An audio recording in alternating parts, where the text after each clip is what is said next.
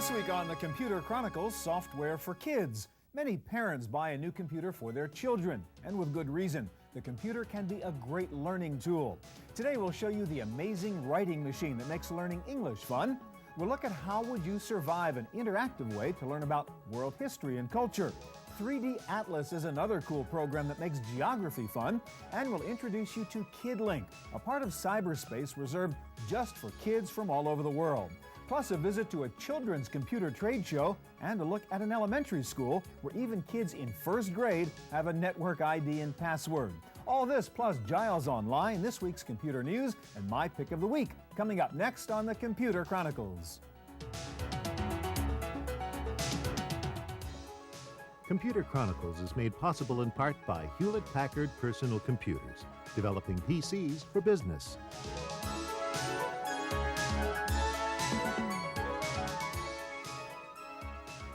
Additional funding from the Software Publishers Association, providers of educational materials to help manage software.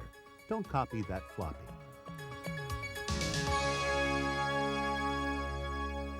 Hi, and welcome to the Computer Chronicles. I'm Stuart Chaffee. If you recently bought a computer for your kids, you're probably thinking now about what new software to buy for them. Computers can be a great learning tool for children, and today we're going to show you some examples of why all kids and most teachers love computers. We're going to start out with a program that teaches good writing skills. It's called the Amazing Writing Machine, and here to show it to us is Stephen Ward, who's a sixth grader from Mill Valley, California. Steve, how you doing? Good. All right, this is the basic menu, Steve, that you can pick the things you want to do? Yeah, you can write an essay, a letter, a story, a poem, a journal. All right, so if you wanted to write a story, how does that work? Well, you click here, and then click on write, and then you can This is like the title page of your book? Right, you can decorate that with just... You put a little graphic on there? Yeah. Okay, and then... Then when you wanted to write it, you come down here. So you can just go in there and just write the name of your story? Right. You can come up here to noisy typing. So it's sort of fun every time you hit a key, something's going to happen. Or show us. You can, Okay. The blue guy by And then I say... Oh. All right. We know what you wanted to do. Okay, well, anyhow. All right, let's go back to the basic, and then you would just write your story in here, right? Go back to the basic story, and I want you to show me that spin thing, which is kind of cool. Okay. Wheel. So we just go back to Project Picker, I guess, and we can dump that. Right. Okay, so show me what happens with spin when you do story. Okay. So what are you doing here? You pick a story, and then... So it's loading up a predetermined story. Right. So the story's already written, but you can go in there and play around and change it. Yeah. So show me how you do that. Go here, and then... Oh, so anything that's in a box, you can change it from whatever. So spin? So from red eyes to green ears to whatever? From long to... All right, so that's cool because it kind of gives you a format in which to write. All right, now show us, do the letter thing, because you wrote a letter and you can use rebuses, which is kind of fun too. So see if we can get back to that one. So you have to go back to Pickering? Okay. We'll dump it. And then we come to... Okay, so you're going to open a letter you've already written? Is that the deal? Okay. We can go to writing. And then letter. Letter to baby Eric. So this is a cousin of yours you wrote a letter to or something? Yeah. Okay. Okay, so you make cool envelopes. Yep. Okay, now we have... So if you wanted to do rebuses just for fun, how do you do that? Click here, and then you have to highlight whatever you want to put into rebus. Okay. So I'm going to... Just sort of grab it. There you go. I'm going to highlight this. And say, please use rebuses whenever you can. So it does cute things like R and to and you and stuff. All right, there's a couple really educational things in there. Show me the spell checker so you can check on your spelling. Could you do that in the letter? Sure. Check spelling. You just go up to goodies. So it found a word that it didn't recognize in the dictionary. All right, now Infosaurus, what is that? Show me that one. Okay, this is for poems. Well, you can use this for poems. You type in a word. So if you're writing a poem, you can get rhymes for it. Yeah. You can't think of anything that rhymes with deer. So what we want to do? And you find rhyme, and it just scrolls Okay, real quick, through show me bright ideas, because that's really fun. Okay. If you're not sure what to write, it gives you suggestions, right? So we'll get out of that.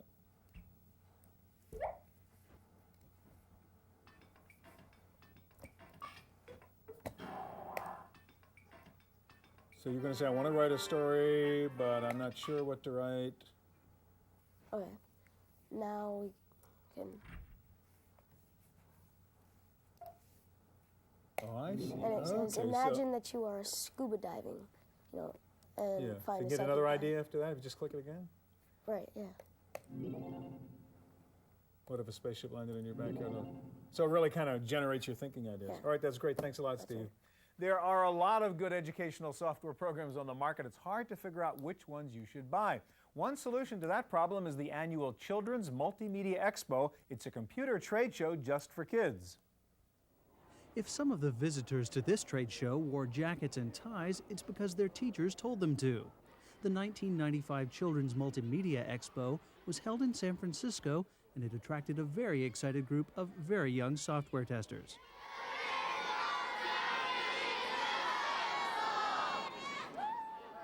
The Expo's tables were arranged by age group, from preschool to high school.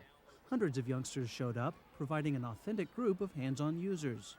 A lot of times, the perspective of the software companies is programming and then bringing it to an adult exposition. And a lot of times they miss the feedback from the actual users. And much as any kind of computer product, you want to get the feedback from the people who actually are going to use it and make sure that it serves their needs. For middle school students, Vicarious demonstrated Our Times, a multimedia encyclopedia. The CD's 52,000 articles contain 65,000 hypertext links and 2 hours of narration. 1950 to 1959. The 50s were a time of prosperity. Alongside the audio and video clips, Our Times contains the full text of the one-volume Columbia Encyclopedia. For younger users, Splash Studios unveiled Piper, an interactive video-based game combining live actors with animated rats. The story is loosely based on the Pied Piper of Hamelin and asks players to find hidden items, read maps, and rescue the good guys. Don't let those humans get away! I really hate humans. At the toddler level, Sega introduced an unusual hardware and software combination called the Pico. Kiddie users interact through a touchpad instead of a keyboard. Picture books accompany the different software modules, which include alphabet lessons, a paint program, and counting games.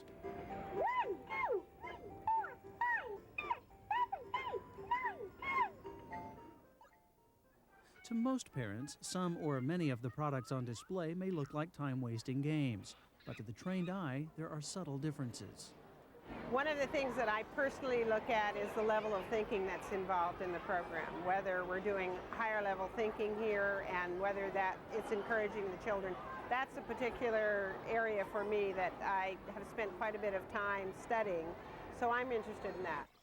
For the Computer Chronicles, I'm Giles Bateman.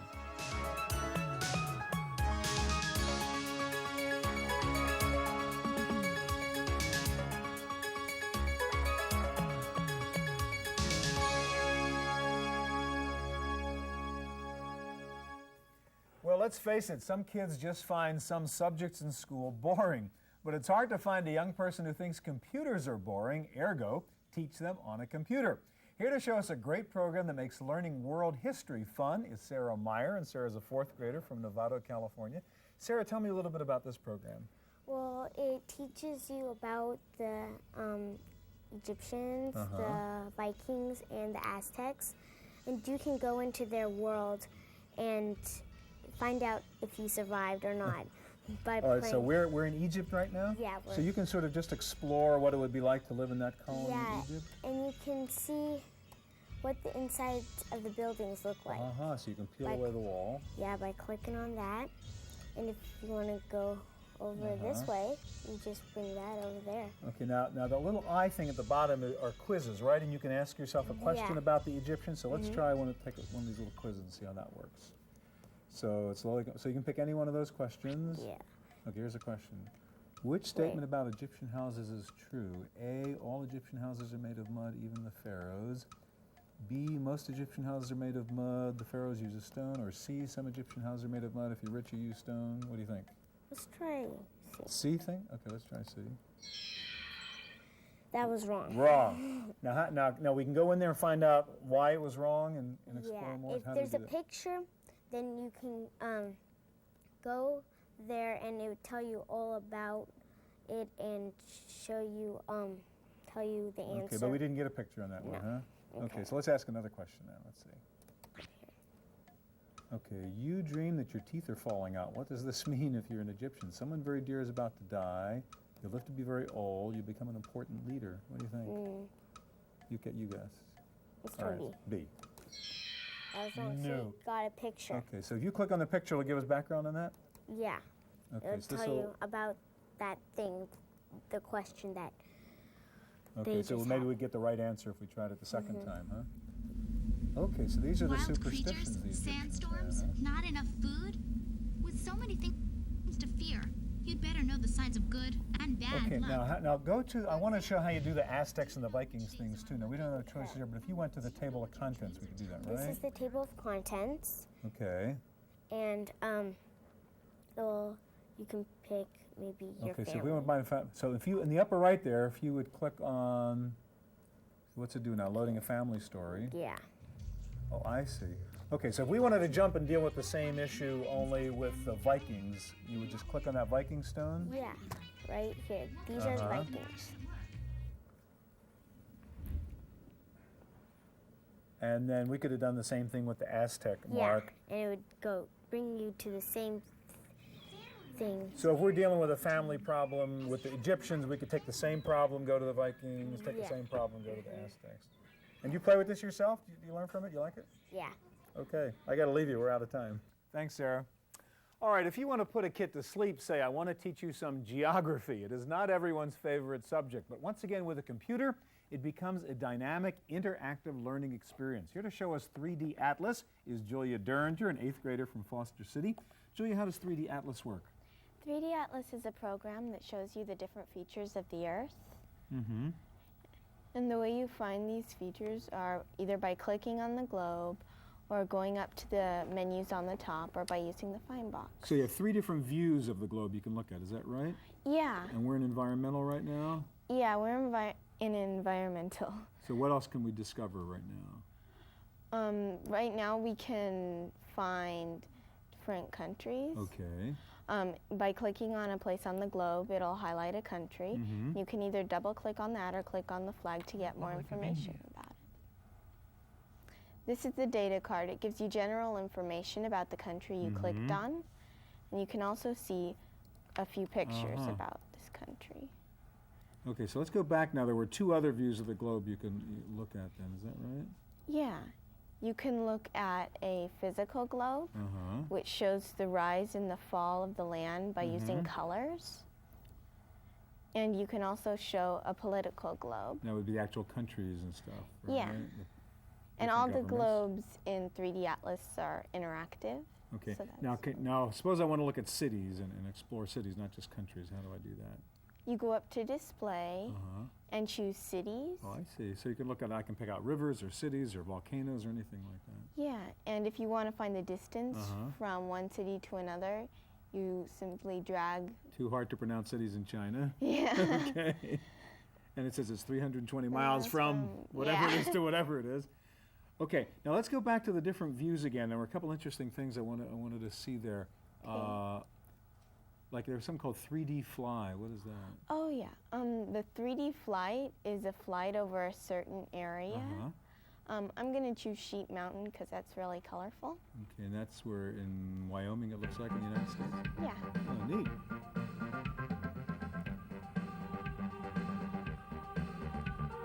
The colors used in this animation would be familiar to an exploration geologist using satellite imagery to help Okay, so locate there's movies in here mineral too. Now, what's really cool about 3D Atlas is not just all these pictures, but there's a lot of real information, a lot of statistics. Show me how you would look that stuff up. You'd go to the contents menu and go down to statistics. And right now we're on the fertility rate per woman in different countries. And so you can pick a year on that scale at the bottom, and then pick a country or pick the whole world and compare fertility rates in different countries, huh? yeah, and the colors show you how many babies each woman is having. And what are the different views? I mean, how else can we see that information in an easier way? You can see it in a line chart where you can compare. Oh, okay, like yellow is 6 Kenya, different- and the other two were Denmark and Luxembourg. I see. Yeah. And Okay, and what other ways can we look at it? there's also a bar chart and a scatter chart. So that's real nice. And you can print any of the pictures. So this would be great if you're doing homework or doing Yeah. a report for school. You can look up the information and then like take down the pictures for your report. Yeah. Okay, it's called 3D Atlas. Yeah. Thank you very much. All right, it's very cool to have your own computer and be able to play with software like this, but at school, some kids are lucky enough to have access to incredible computer resources. One of the best schools we found was Bryant Elementary in San Francisco. Please go to Compton. At the Bryant Elementary School in San Francisco, students are never far from a computer. The networked terminals are in all the classrooms, including kindergarten, and there is a well-equipped multimedia lab as well. Periods. They were about 50 feet long and often preyed on the stegosaurs. The generous supply of high-tech hardware is not just for show. Kids, some barely just able to read, are creating multimedia presentations, including their own poetry. There is a holiday class cooking project that requires students to find and adapt recipes from the internet, and the school's technology director sees the projects as a way to make PCs a part of the curriculum. But as the technology has evolved, we have found that our methodologies and all have changed also. We do not have students do computers, but we want the students to utilize the computers and the technology as tools. And from there, we saw that the place computers should be is in the classrooms. Also, it should be there just as much as a blackboard and chalk. Do you guys have any questions about the story? Okay. That you want to ask me? You want to quiz me about? We have a question here. The Bryant School recently added video conferencing to its computer curriculum. Students are now connected via cyberspace to other schools. One class meets regularly to practice Spanish with a school located over 100 miles away. As an added bonus, they are using the link to interview favorite performers from the PBS Children's Television Workshop. The easy availability of PC hardware during the first years of school does have one side effect. Graduating students discovered that not every school has the same approach. They have used almost every type of technology available today. And when they go into middle school, they come to a crashing halt. Now, this is what I hear from the students that return to Bryant. They end up on Apple IIes doing keyboarding. And they come back and they say, you were right. We can never have anything. We don't have a chance to utilize the computers, or they don't have enough. We don't do anything that's fun. Fun meaning where they are in control. There should be a continuity that runs, or a thread that runs through the schools, where the students after 6 years do not march off into another school and drop off into Never Never Land. For the Computer Chronicles, I'm Giles Bateman.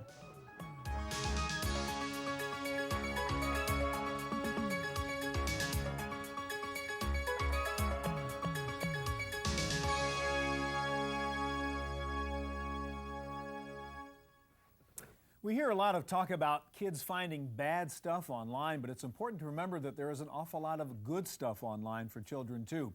One example is Kidlink, a global computer project that links kids from around the world. Our Kidlink expert is Clay Boshin, a 6th grader who's from San Rafael, California. All right, Clay, tell me, what is Kidlink? What are you doing right now? Right now I'm on Kidlink IRC and in a session called Kid Club, and we basically talk about one subject in Kid Club, and it goes on every Saturday, or almost every Saturday. There's 2 different parts of Kid Club. There's sometimes one called Writer's Corner, and one where you just talk about a certain subject. You can Okay, talk so what's the about subject in Kid Club today that we're on right now? Today it's popularity, like who's popular at your school. So how to be popular in school and stuff or like that? who's popular in your school, like how people are popular Yeah. like that. Could you just get in here and get into the conversation and kind of show us what's going on in the chat? So just tell us what you're doing as you do it there. Okay, so, you just, so people are talking about, like, some people are talking about who's popular in their elementary school, who's popular in their middle school, how they do it, like why, or who is like just sort of like that. And how old are the kids that are in Kid Club generally? There are people who are adults, Okay. and they so I see there's a name with a big capital A in front of it. That means that's an adult in the conversation? So you guys want to know who's an adult here? Yeah, and T stands for a team member, an IRC team member. They moderate this stuff. And otherwise, there are people 15 and younger who just have regular names. And this is around the world, right? I mean, you're talking to kids in, what, 30-some countries? Actually, there are 74 countries participating in Kidlink. And how many kids are involved in the thing? A little over 30,000. And what's cool is we see you're using a pretty old Mac SE30 here, so I mean, you don't need a powerful computer to do this stuff, right? You can even use an old Apple II or a computer like that. Okay, so now, why do you do this? I mean, what's the benefit, of getting into Kid Club on a Saturday morning? You can have fun talking with different kids, and you can talk about any subject you like. It's not only Kid Club. You can, on days other than Saturday or after Saturday, you can talk about anything you like in Kidlink IRC, and you sort of benefit from it because you talk with different kids about a certain subject that may be like close to you. You want to know what's happening around them in their area. And would you actually do school stuff too? I mean, could you get help on your homework? You can't figure something out and talk to your classmates? Because there are people of all ages that probably have already gone through what you have and they know how to do it, and know how to work whatever you're trying to use. Does this take the place of like playing with real kids in person, like on a Saturday? Sort of, but since you can't see images or you can't like feel them or anything like that, it usually does, but also it doesn't, sort of at the same time, because you can talk with them as much as you want, but... And they can be anywhere in the world. Yeah, but they're not local to you. Right. Most of them aren't local to you, and you can't run up to them and whisper something to them. One other quick thing, Clay. I know parents sometimes are concerned that, there's bad stuff and dirty stuff goes on online, and you, in fact, have, like, filters you can build in, like something you showed me called Swear Protect or something. Explain that quickly. That just sort of, that works with the IRC2 programming language, and... I ran it when I was able to get on with my IRC2 client on Kidlink, which I've rarely ever done, and it sort of takes any swear word that comes up on the screen and just writes a little bleep where in place of that little swear word. Okay. So it's pretty humorous. So it's Kidlink. Thanks a lot, Clay. All right, there is a lot of great stuff for children in cyberspace besides Kidlink. We asked our netmaster, Giles Bateman, for some other ideas on cyber sites for kids. Thanks, Stuart. I want you to know that I took this assignment very seriously and did not have any fun as I was researching the different sites online. Well, if you're on America Online, say your parents use it, you definitely don't want to miss the kids-only section. I'm going to go in there. I know, well, I guess I do qualify. We'll call it up. It's got a bunch of well-organized stuff for every kid out there. It's everything from comics to Disney to National Geographic. But what I think is especially useful is a collection of good websites for kids. So these have been checked out by the America Online folks, so you know they're safe. Going out onto the web, if you already have an account, you definitely want to check out Beekman and Jack's place. This has got a lot of scientific experiments, pictures from the Hubble Space Telescope, and what I think is a great collection of questions. They're under construction, they say, but they've already got over 30 good questions, in this case, questions and answers. How does a lever make you stronger, with good explanations? And last but not least, we have the Storm Easy Photos site. Storm makes scanners that will scan actual little snapshots, and kids in schools all around the nation are going to be using these with Storm's program to share pictures and information about their schools. Now it's time for our weekly summary of what's new in the field of personal computing. Here's this week's Random Access. In the Random Access file this week, the new year always opens for the techies with two major trade shows, the Consumer Electronics Show in Las Vegas and Macworld in San Francisco. At CES, the big news was DVD, digital video discs, new generation CDs that can hold nearly 5 gigabytes of data. Other big news at CES was faster Pentiums. Intel launched new 150 and 166 megahertz CPUs, and IBM immediately announced new Aptiva models incorporating the super-fast Pentiums. And Compaq announced a partnership with toy maker Fisher-Price for a new line of computer peripherals aimed at preschoolers. At Macworld in San Francisco, lots of new Mac products. The big news was Apple's first ever showing of a PCI-based Power Mac. The new Macs come with PC compatibility cards that run Intel Pentiums or the Cyrix 586 microprocessor. Hewlett-Packard, the fastest growing PC maker, has added 2 new high-end models to its Pavilion line of home PCs, taking advantage of the new 150 and 166 megahertz Pentium chips. They will come bundled with a 28.8 modem quad-speed CD-ROM drive and 64-bit MPEG graphics capability. If you own a zip drive, iOmega says there is now a portable power pack available. The power pack is the size of a deck of cards, weighs only 8 ounces, and can run your zip drive for hours on a charge. Nashville has apparently been pirated and uploaded to the internet in the Wares News Group. Nashville is the code name for the expected upgrade to Windows 95. The product is still in development and not even in beta test. Microsoft says it is working with the FBI to locate the source of the upload, and it is trying to depost it from the net. And finally, stand by for political ads on the internet. A new study by a company called Votelink says net users are very politically active. While only 34% of the population at large voted in the last national election, 86% of net users went to the polls. That's it for this week's Random Access. Back to you, Stuart. Now for my pick of the week. Well, we've spent a whole show looking at kids and computers, and we haven't looked at one game just for fun. So I thought I would tell you about a great game that's fun for kids and for grown-ups. Billiards or pool is a great game of skill, but sometimes you might not want to take your young children to a pool hall or billiards parlor. Well, you can now play an incredibly realistic game of pool on your computer with a CD-ROM called Virtual Pool from Interplay.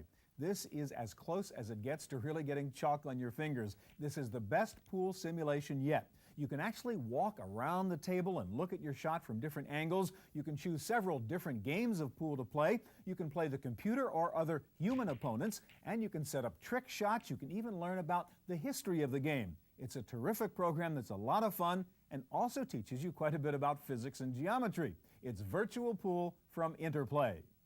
That's it for this week's Computer Chronicles. We'll be back here again next week with another